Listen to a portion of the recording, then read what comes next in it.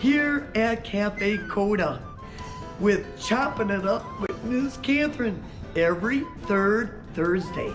Cause I am the fairy of unity in our community for participation. I love you. I love you, my sisters and brothers. Peace.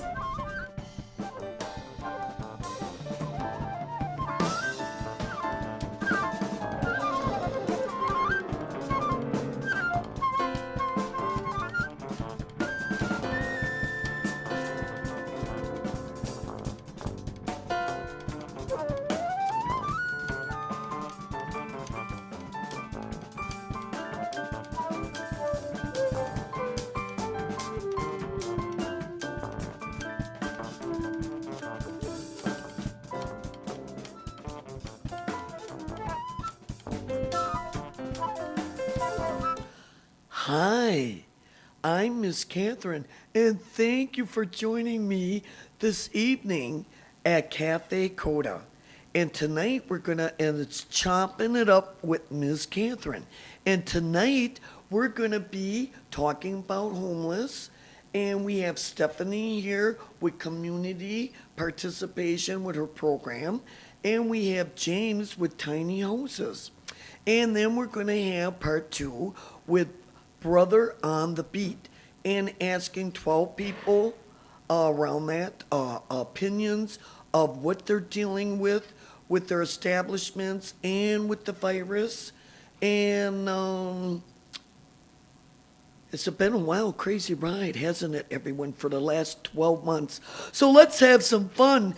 And don't forget fundme.com, keeping Coda alive. And everyone loves bubbles. Love bubbles to y'all.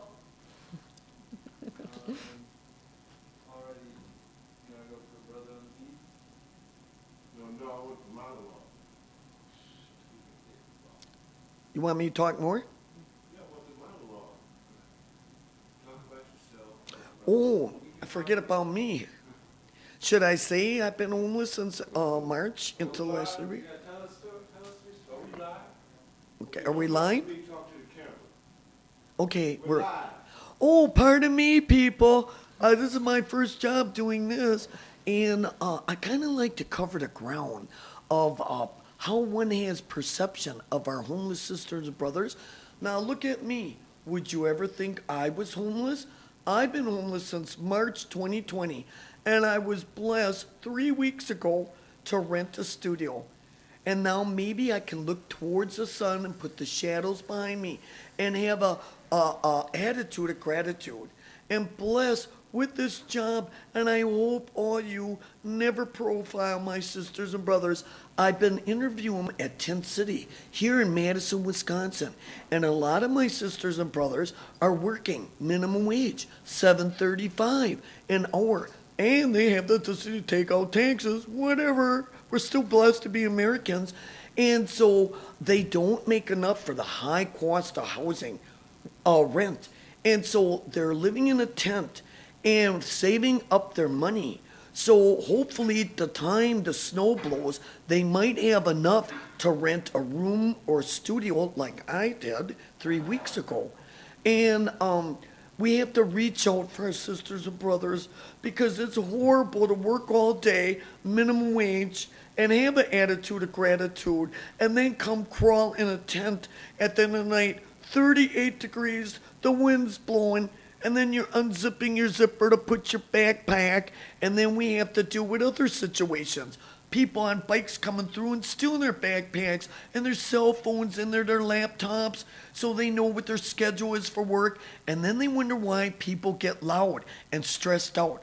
I myself did the same thing, yelling. They heard me all the way down to the state capitol without a mic. And so let's pray for our sister brothers in whatever way we can help.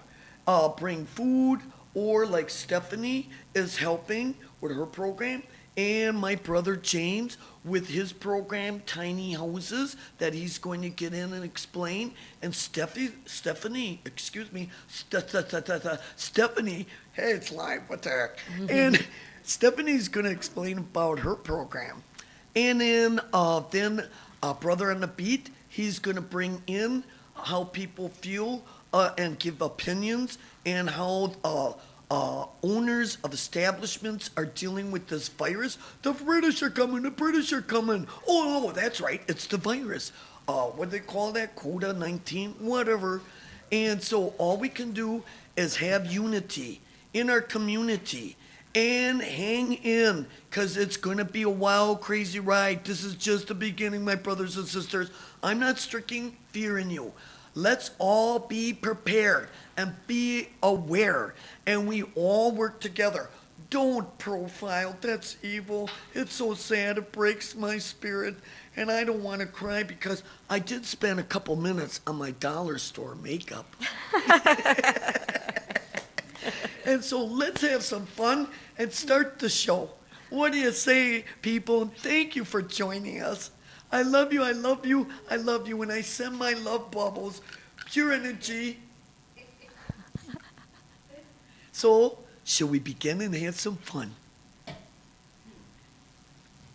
James, that's your turn now, and take it and roll it, my brother. Well, I'm James. I'm currently living here in Madison. I've been dealing with people trying to build tiny homes for a little over a decade now, off and on, consistently for about the last year. I've been trying to start a cooperative building tiny homes, and I'm currently trying to ramp up my efforts, and much like Cafe Coda has their GoFundMe at Keep Coda Alive, I've got Help Me Build Tiny Homes for Winter 2020 at GoFundMe.com. Just trying to do what I can, and I figure the only thing better than getting somebody a house is letting them build it themselves so they're never at the mercy of someone else, building it with recycled materials. Then, once they have those skills, employing them with those skills to house others for profit so they can actually have a job, and eventually be part owners either in the cooperative or own their own businesses. That's my real goal. That's what I really want for people, is actual freedom where it doesn't matter what happens with trade to another country because of COVID or some other disease. That we can do this here and we make this work indefinitely. No more problems. Thank you, James. And now let's talk and visit a little with Stephanie. I see some brother on the beat. Oh, I'm sorry. This is a new show, so please forgive us. Back to James. I can't read Stay the on thing. me. I think I'm going to brother on the beat. Oh, I'm maybe? sorry. Please forgive me, folks out there. Now we're going to Brother on the Beat. Brother on the Beat interviews space people because E.T. they from came home. here from Cafe Coda because they found out that Cafe Coda was a hip place to be. Oh, yeah. And so this is my question for you, space being. How are you, darling? Awesome. Okay. My question is, in the change of the seasons, what do you think is the most important alternative for those who without homes? I believe they just really need a nice, warm, comfortable place to sleep and eat. And what should we do about that? Create more shelters. And how do we do that? Look for buildings that aren't being utilized and make them into shelters. Okay, now listen. This is advice that came from somebody from space. So I'm figuring we earthlings ought to be able to figure this out. Do you agree? Yes. Thank you very much. And this is Brother on the Beat signing out for now. Well, hello, folks. This is Brother on the Beat again, and I'm here with my man Brian. And Brian, I have a question for you. Sure. What do you think will be the transition of homelessness from summer to fall to winter for people who are homeless in Madison? That's a great question. In 2017, I spent a bit of time with homeless people downtown, and I tried encouraging them to paint or to do some creative work. And I noticed that there was a struggle with mental illness and depression and an inability to escape patterns, as we all go through. And I feel that us as a greater society needs to take care of the homeless better. So what do you think we should do in October for people who are homeless now? They need food, shelter, and then community. So inviting them to community events that are fun, engaging with music, dance, art, I think would be really helpful. Okay. Thank you very much. And I'm here with my friend Hope. This is Brother on the Beat, and I'd like to ask you, with the changing of the seasons, how do you think that is going to affect the homeless? It's going to affect them a lot. Tell me. Just the cold weather, not enough supplies. We lose a lot of people in the homeless community every winter. What should do about it? Try and get more affordable housing. There's nowhere's enough affordable housing. I mean, I'm working 50 hours a week and I can't afford housing. Dig that. Dig that. Okay, Hope. Well, thank you very much. Thank you. Anything else you want to say to the community? Nope. Just what, and if people can just give, like, some of us go, like, only time I eat is when I'm at work on my days off. It's really hard to find something to eat, or especially something hot to eat. Yeah. Okay. We'll see what we can do about that. Thanks. Yeah, okay. Hey folks, this is Hannah John Taylor again, Brother on the Beat. And I'm here with one of my friends, Sujan. And Sujan, I have a question to ask you. All right. What do you think about homelessness and how the seasons, the changing of the season affects the homeless? I like the seasons. I also like keeping warm during the winter time. So when I see homelessness, I actually think about adequate housing for free, by the people, and for the people. I think about Section 8 housing. I think about Section 8 housing discrimination. I think about my friend Doug. I think about the violation of human rights. I think about the truth. I think about the truth that sets us free. I think about that a lot. And I think it'll help the weather, it'll help our seasons, so it comes back around for the better. Thank you, brother. Quite profound. Hello. This is Hannah John Taylor, Brother on the Beat. And right here, I have my friend Micah Buffat. And I would like to ask him a very important question. Micah, Yes. what do you think will be the transition of homelessness from outside to shelters in the next 3 months? I think we're going to have to reimagine shelters and what that might look like. Shelters may just be things made out of recycled materials with heaters all over the city in different groups and places.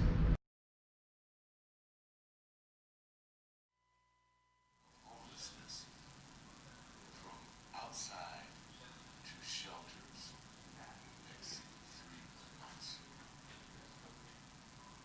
I think we're going to have to reimagine shelters and what that might look like. Shelters may just be things made out of recycled materials with heaters all over the city. Oh, it went dark, it went blank. It's back to me? Well, what did you think about Brother on the Beat? Personally, if anyone is interested, I myself think this is a great abomination in the United States. We're supposed to be the richest country. And I've been surveying all over, and I see here in Dane County, Madison, Wisconsin area, off the belt line that they call, looks like a freeway, and I see old motels empty. Why? Why can't we go to our city officials and bring these old motels that have been vacant for years and years, bring them up to code, get my sisters and brothers off and out of their tents, out of Tent City. And There's a lot of, look at Oscar Mayer. It's sitting there empty. Why can't we build apartments? Have part of Oscar Mayer that's closed now, put some groovy shops downstairs, cafes, in restaurants, and then part of the section could be condos people buy, part of it you pay regular rent, and then part of it for low-income people. Because I myself had really bad experience with Section 8, but we're not going to go there. But where we want to go is to help our sisters and brothers get off the street. It's cold out. It's going down to, 32 degrees tonight here in Madison, Wisconsin. And if you never slept in a tent on the cold, damp ground, it's horrible. And particularly if you have physical health issues, and then you mix that up if you're mentally sick, it's unbearable. Then they wonder why people get loud and come across angry. They wouldn't even treat a dog like that in this here Dane County, because I watched dogs be treated. They're in housing, they don't have to pay rent, they don't pay for food, they don't pay for taxes, and heaven the Murgatroyd. If you yell at a dog, the animal activists, and I know I'm not going to be popular right now with the animal activists, but if you're an animal, you have more rights than my sisters and brothers that are homeless. And look at all the schools that are closed down because of the virus. Why can't the taxpayers, the monkey on the taxpayer's back, all the schools have been empty for months and months. Why can't I and you out there listening to our show work with our government, city officials, and open up the schools and get my sisters and brothers in a warm place? The taxpayers are paying for the schools. So let's go over here to James with his tiny house project and see what he thinks about these issues. Well, I think it's very amazing that you brought up that point, because me and Stephanie have actually been working. She works with the Mutual Aid Network and has had a meeting called Dreamtime where people express their dreams and they try to help fulfill it. It's really a very community and action oriented program. There's multiple programs through Mutual Aid Network. It's actually a little staggering. I yield to Stephanie on all of that. There's way too much for me. But we'd been discussing trying to come up with a wellness hotel. It was actually kind of my idea. Well, there's this abandoned hotel. People need housing. Why don't we do this? And she started trying to put it together and is actually working with some people to try to put just that sort of thing together. And I'm currently concerned with trying to make tiny homes, or tinier homes rather, because it's something I'm targeting 50% post-consumer recycled materials or reused materials. So kind of like the guy that was talking about, well, how about just a whole bunch of recycled stuff with a heater in it? Well, kind of basically that's what it is, except some new stuff so that it looks nice, so that you have that feeling of home, so that you can get a job, you can work, and you're not just dead at the end of the day. You're not just, it's kind of like being in a hotel. If you're in a tent or anything that's awkward, it's awkward. You don't feel fulfilled, even if you're working and you're doing, it needs to have a homely feeling to it.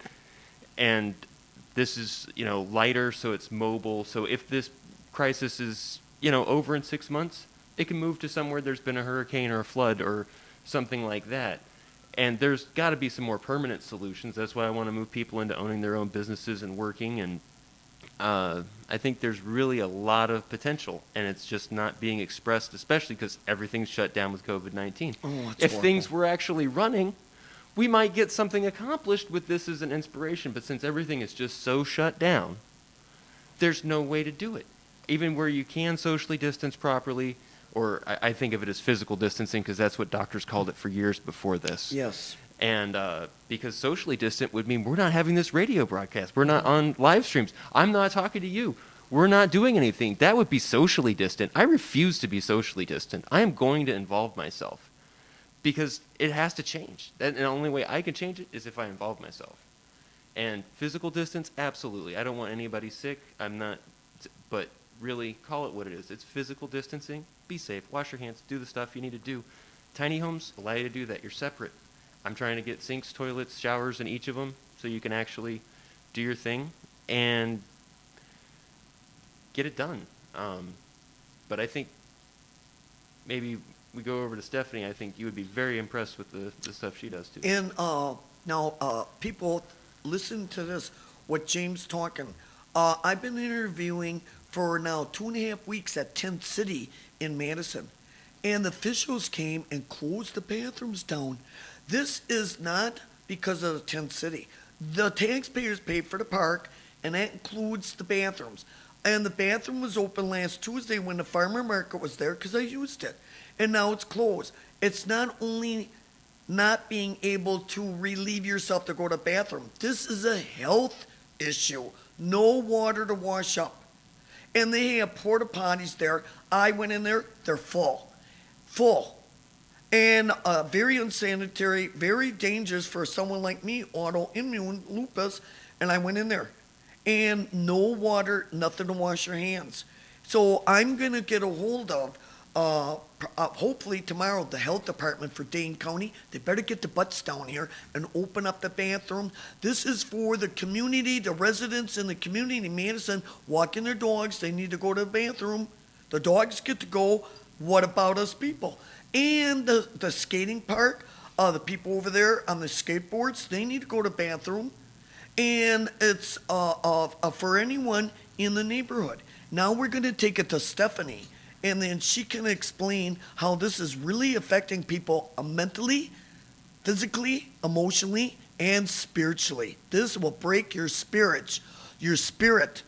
And once your spirit's broken, you give up hope.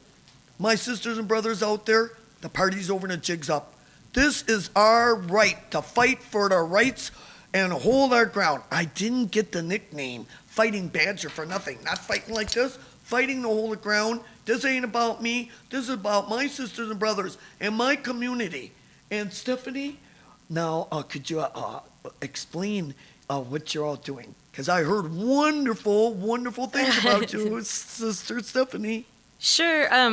Yeah, so I'm working with mutual aid networks. We're about just applying all the different cooperative practices that people have been using forever. So, realizing that mutual aid networks have been around throughout all of time and space, and every living system is a mutual aid network. So we definitely know how to work in symbiotic relationships, because that's how living organisms actually survive and thrive. So we're looking to apply a lot of things that people have always done: intact communities, families, tribes.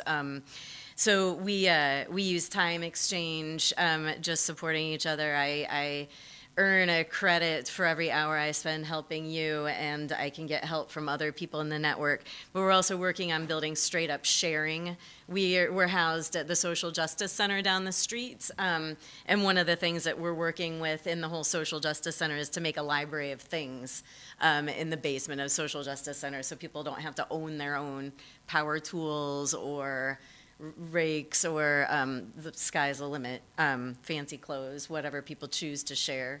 And we also are practicing pooling money, so built on mutual aid societies or a lot of immigrant communities. It's a age-old practice where people put their money together so they can pay the big expenses with a pool of money. So we have a common fund that we've started here in Madison, and the idea is like James's tiny house co-op is doesn't need very much money. I think you can build each tiny house for $600, right? That's my current goal. I'm trying to get the build trailer together so I can go site to site, sort of like your library of things, but actually traveling to people who can't get around right now because of restrictions, because of lack of funds, because of other intervening circumstances. And I think that it's all great ideas. So it's like little bit of money and then a fair amount of work. I think you said 35 hours or something approximately per house. My goal is 30 hours, but and, yeah. Yeah, so and just like the time exchange, so Dane County Time Bank was our parent organization, and now we're working on connecting time exchange with all these other things and then owning it and governing it cooperatively. Fantastic. So we be a cooperative, and then we can pool some money to pay for those $600 of materials for houses and have people contribute their time from all over the place, but also contribute time doing childcare. You know, people can come build houses and they need babysitters. Yeah, so actually, I think the brother on the beat has something to say about all this that we can respond to after. And back to Brother on the Beat.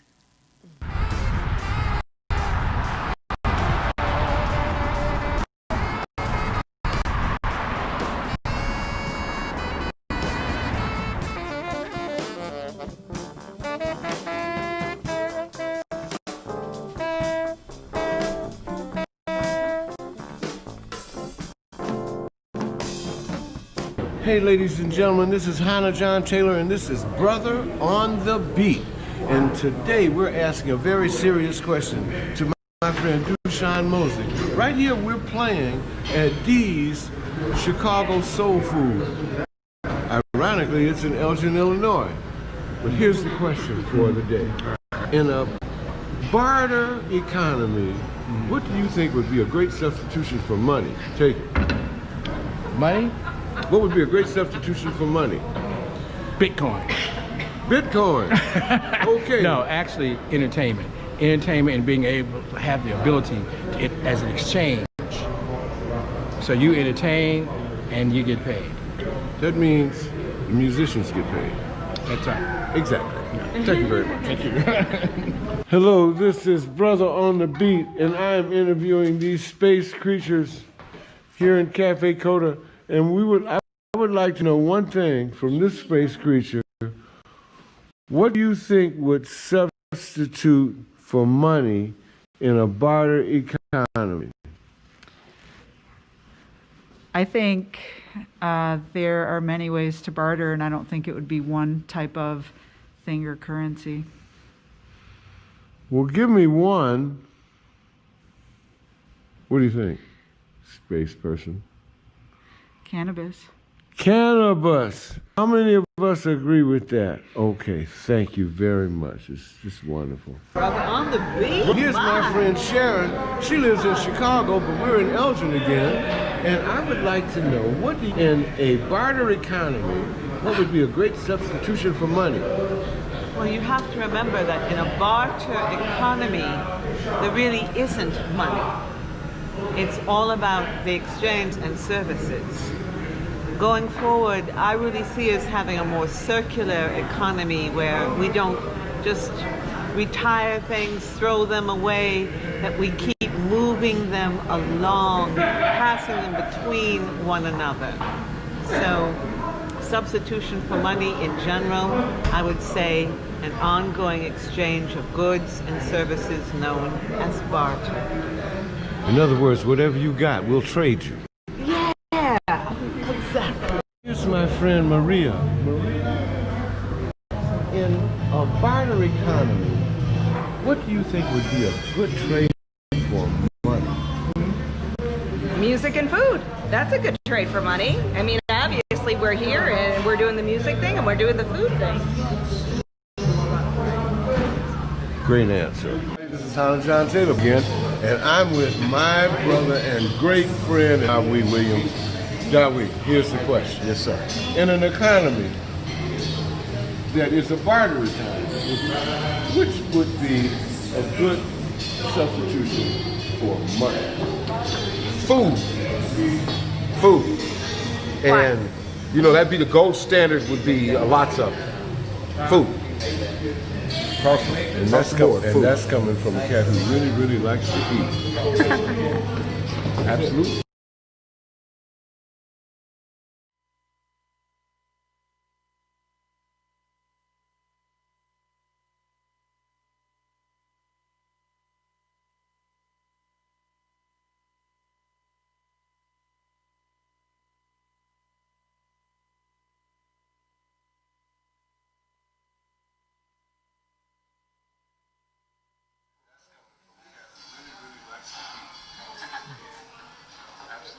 All right, I'm back on. We're on now? We are. Okay, what did you think of Brother on a Beat? I loved it, I loved it, I loved it. And now, talking about Stephanie, my guest here, and James, my guest, you know what? I got to thinking, tiny house, $600. What I had to pay for a studio, itty bitty studio, for the security deposit studio, I could have bought 2 tiny houses and still had a little money when the buyers had left to come on down to Cafe Coda. It looks like a club inside. It's beautiful. I can't wait till the buyers lifts. This is the first place I'm coming to. I'm going to spend every money after I pay the rent, and I'm going to have live entertainment and some fun with my sister and brothers. Now, back to little tiny house project in James, and we're gonna shift back and forth with Stephanie. Because Okay. one of the questions I wanted to ask too, I'll let you go first, but what do you, because it's been in my mind before I lose it. You say you help people, like if they need a bed or whatever. I've been interviewing people, and you know what? They have no one to go to.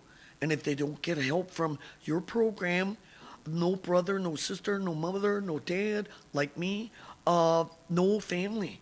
And then if you have to consistently, with great compliancy, fighting to keep housing, then you get disconnected with people you just made for friends, and they have to move to another town where the rent is cheaper, less expensive, but then you have isolation and no socialization. That's what I did when I went to the Northern Woods. Oh, yeah. And so, who would like to kind of comment on this? Well, I'm going to say that I think a lot of that can be addressed through what Stephanie does with Mutual Aid Network and what I'm trying to do with the tiny homes, because I'm trying to build skills and get it to where people can move to where they want to be. So if you couldn't afford to be in that town, you had to leave, you can go back. What she's working on is more getting groups of people together to facilitate that where they are. It's not always an instant road by any means, but never. it's right, exactly. We all got here somehow, right? But actually, please, I mean, if you have...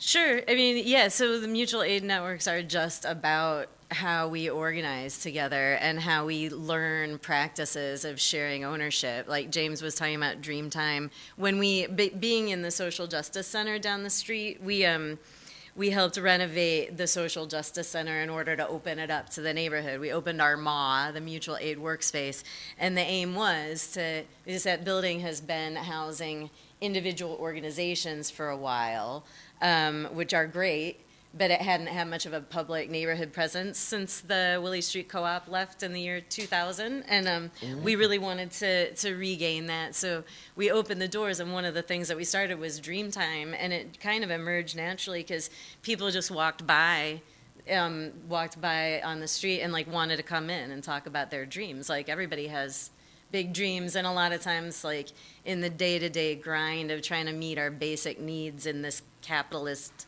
situation that we've been laboring under, like it's easy to forget or to feel like we don't have standing to pursue our dreams. But mutual aid networks are explicitly about creating it. Like we have a global cooperative network also. We're a community of practices. So the guy who said Bitcoin, like we're aiming to be, instead of something like Bitcoin, which is a big anonymous exchange, we want to be building networks of real trust locally based on your community, whether that's your interest area or your neighborhood or whatever. But we're a network of real trust, and then we share and exchange with other people in the UK and in different parts of Africa. And we have a new sister in Costa Rica, a sister site. But the aim that we're realizing that people are doing really sophisticated work in all different ways in all different places, and if we link up and just choose to support each other, we can really like elevate the whole thing very quickly. So that's the aim, and then we use this, we share. So you're we kind of like exchange become time. the family, like you would be my family, because my family is all deceased. Because I've been renting since 1967. And I come home from work, and you know what? I got to move because they're tearing the place down. And I'm kind of tired. I'm 71 and a half years old, and you know what? I'm fighting just to keep a roof over the house. I was ready to just lay down, stay down, and take it like a soldier and just be homeless. And living out of my car since March, and a surfing, what do you call it? Sofa surfing. Oh my God, that's what's too hard on me. And I'm not a weakling. I got some health issues we're not going to go into. And when you get off of work, you need to go home, shower, eat, recharge, so you can get up the next day and go back to work. And many, many times throughout the decades after work, I had to spend hours and hours looking for another place to move to. And I'm pretty tired. I was ready to ask for my rent money back from the landlord and buy 2 tiny houses from James. Now, James, you're telling me about this pod.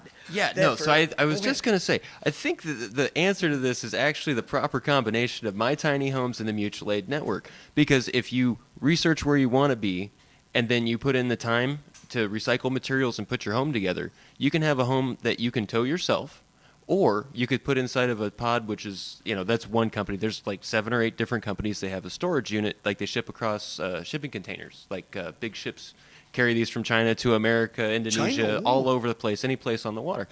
But they're large enough for people to put their whole house in to move instead of a moving truck.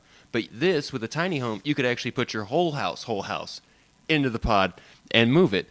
And so instead of you might have to rent some ground to put it on so that you have utilities and you're not having to be self-sufficient. I am trying to build them to be fully self-sufficient, including energy. But right now, financial hangups, not quite there yet. I mean, everybody's going through it. That's why we got the GoFundMe.com, Keep Coda Alive. That's why I've got Please help me keep build Coda tiny alive. homes for Don't winter forget 2020. GoFundMe.com. Keeping Coda alive. I'm sorry. That's Go okay. ahead. I get all excited. Selfless about plug is good. Cafe They're Coda. giving us the spot. We better make sure that it stays here. Sorry. It's important. And so, anyway, the idea being that if you know where you want to go, which the Mutual Aid Network can help you there, and you can find other resources, like-minded individuals, you want to participate in something, find other people that are trying to do it. I'm trying to make stuff to facilitate that. You might wind up renting something to put the tiny home on.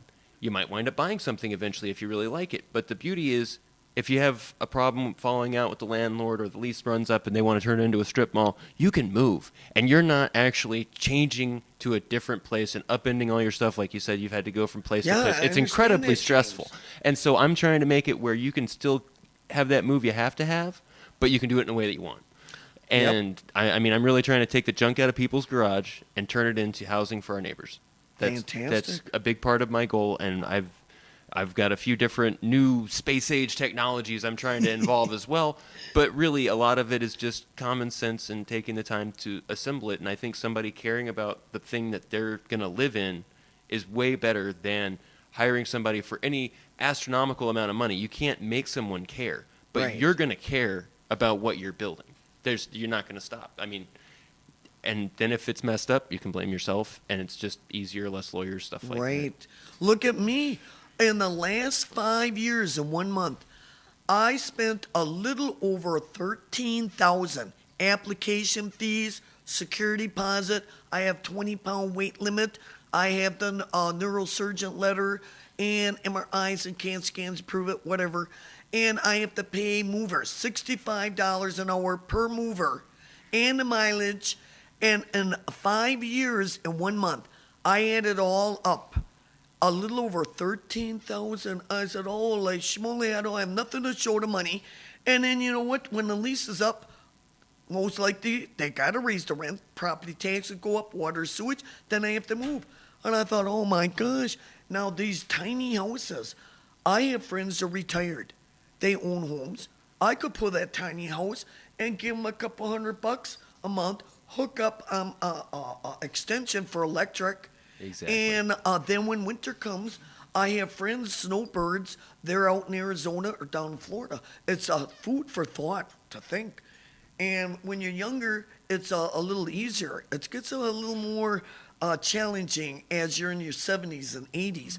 And this is where Stephanie comes in. I like this ideal. I need stability and consistency in housing so I can move forward in my life. Trauma, brain injury, vocal cord dysfunction, pressure speaking. I get really wacky and excited, not in a good way, every time I have to move, because then I'm in a different town dealing with strangers and then getting profiled. And this is what I like your concept too, also yours. And Stephanie, with your program, how would you be able to help me? Like, I could come and socialize at your place once the virus is left up, and then you give art classes there too? Because I need that. That's healing. Yeah, there's a lot of stuff going on. So the Mutual Aid Network is just a type of cooperative. So our founding members include Recreate Arts that do art sessions like several times a week, and also 608 Arts Collective, and also a bookkeeping cooperative, and the Madison Info Shop, and Wisconsin Empathy Guild, and the Dane County Time Bank. So there's a lot of... Now, wait a minute. What's this tiny bank thing? Or the Time Bank, it's about exchanging time instead of money also. So every hour Fairest exchange rate I have ever heard. One member you get an hour in your account. So, and then the idea with mutual aid networks is we really need to, and you can find us at mutualaidnetwork.org. Did you hear that, people out there? Mutualaidnetwork.org, and you can find the Madison Mutual Aid Network from there too.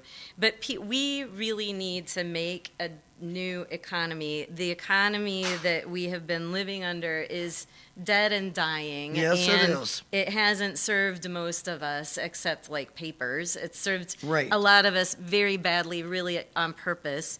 And it's changing now. And people, we like already, obviously, Cafe Coda is an actor in the local economy. The Social Justice Center is an actor in the local economy. You are actors in the local economy. We are already making it. We already organize work. Like, we need to organize it differently. So that's the idea of having these sister projects and we're like really taking mutual aid seriously, really taking sharing seriously, because like making a different like gimmicky something that just replaces dollars, but it's like tied to dollars, we can easily just like keep making the same mistakes over and over. Like what we need to do is enact an economy by doing it that says housing is a human right, and that says that everybody has a right to be your full best self. If you are caring for a family member with most of your time, you deserve to be well supported to do that. Like if you're making music, even if everybody doesn't like it, you deserve to be well supported doing Right. that. So that's the idea is like if we know what we want to go toward in the economy, let's enact it now. Let's make the tiny home co-op.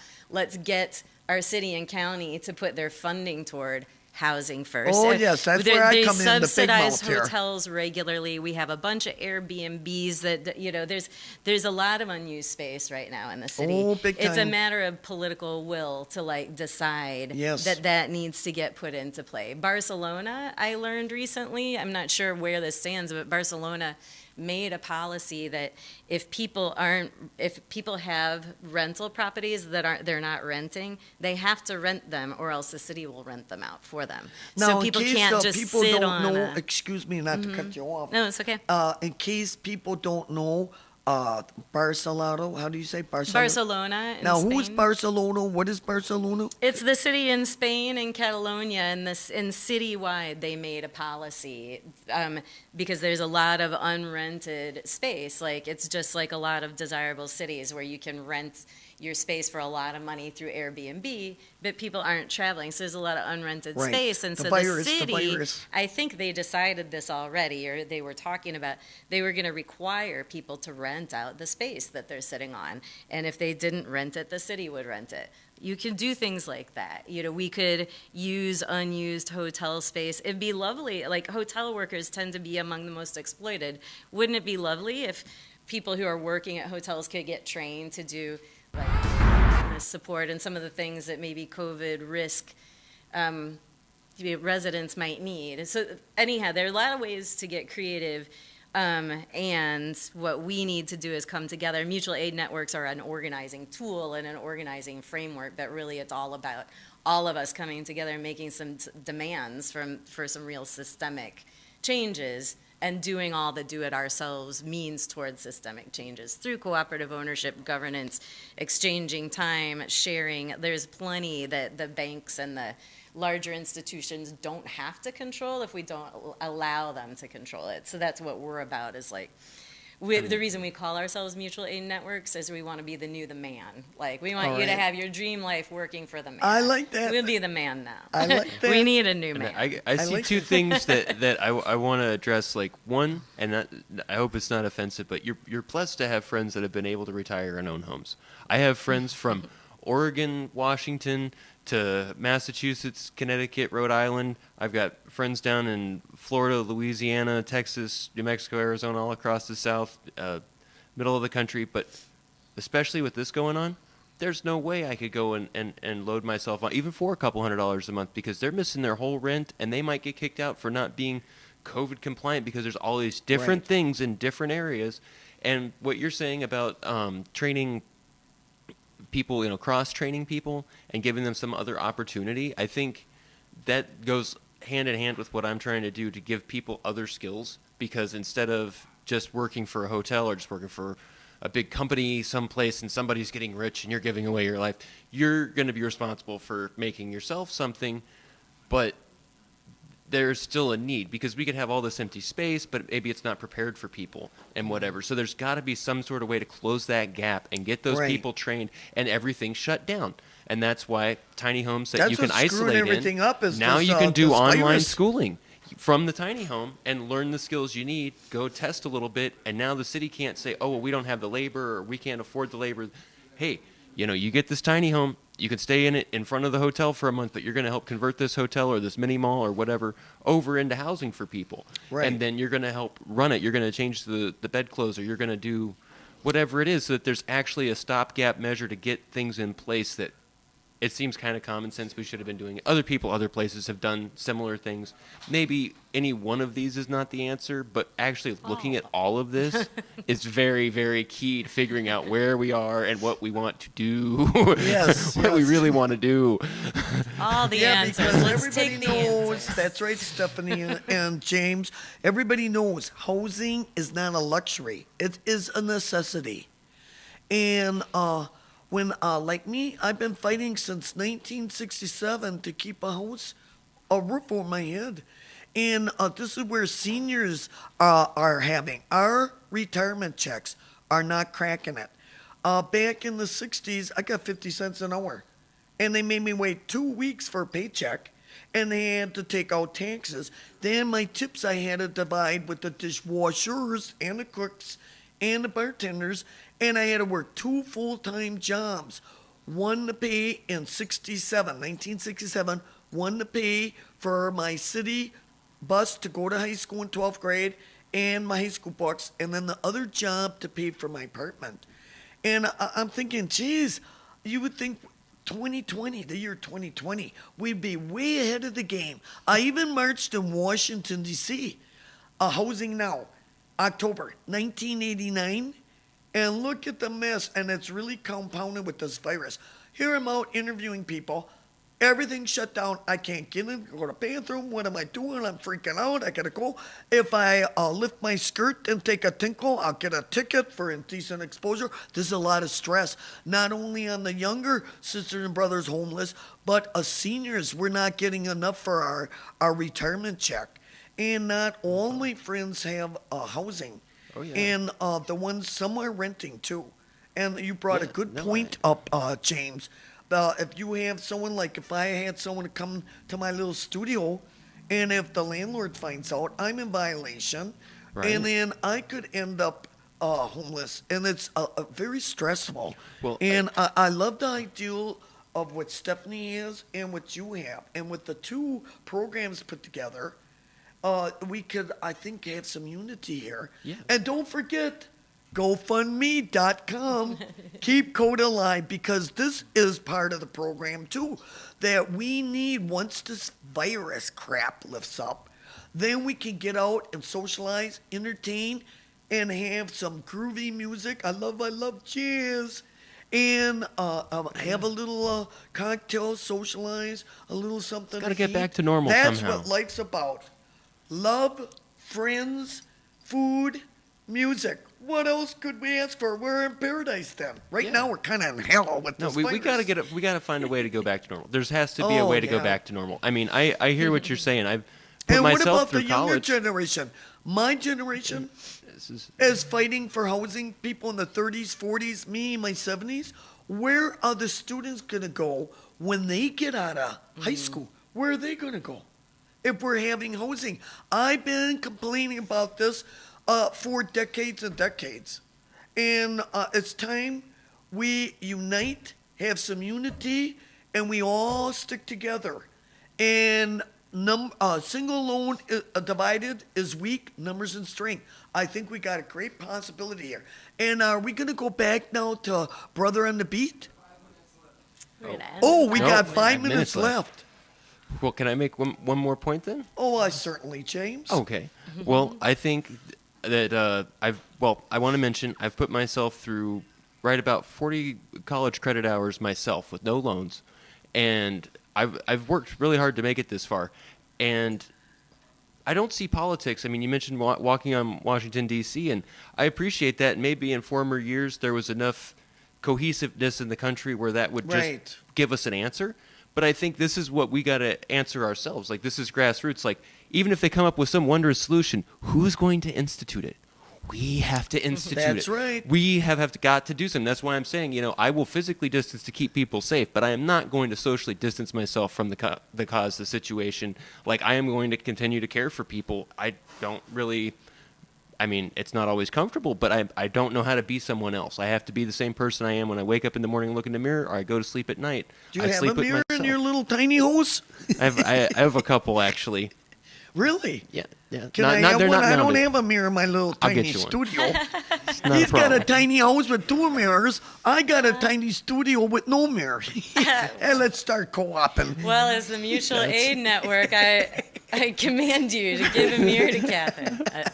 No. That's not how it works. Although that could have its disadvantage if I got that mirror in my tiny studio and walk by and go, oh my God, who's in my studio? Oh, that's me. Oh yeah, well, gravitation, everything's going south. Who cares? Our body's not who we are, it's our spirit.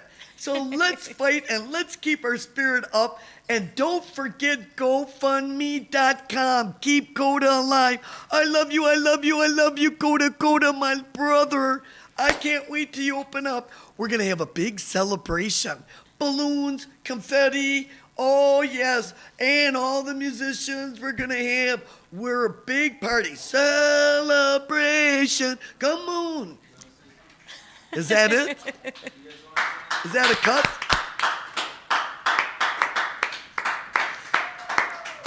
Do I still get to keep the job, or am I fired? Well, I'm going to stick one more selfless plug good. in. 804. Is if you haven't spent all your money at GoFundMe.com, keep Coda alive, which you probably should, then you should spend the rest of it at GoFundMe.com with Help Me Build Tiny Homes for Winter 2020, because that's me. Website address. I don't. And mutualaidnetwork.org. We can also take donations Oh, for we're the tiny still on homes. the air here. I put my gum back in my mutualaidnetwork.org. mouth. Yes, James. Can you tell us your what .coms? Well, right now I only have the GoFundMe page set up as of today, and my personal contact information, and I already have 3,000 emails I'm trying to sort through on one of my personal emails. So I'm still trying to get the regular contact information up, and I will be on the GoFundMe soon.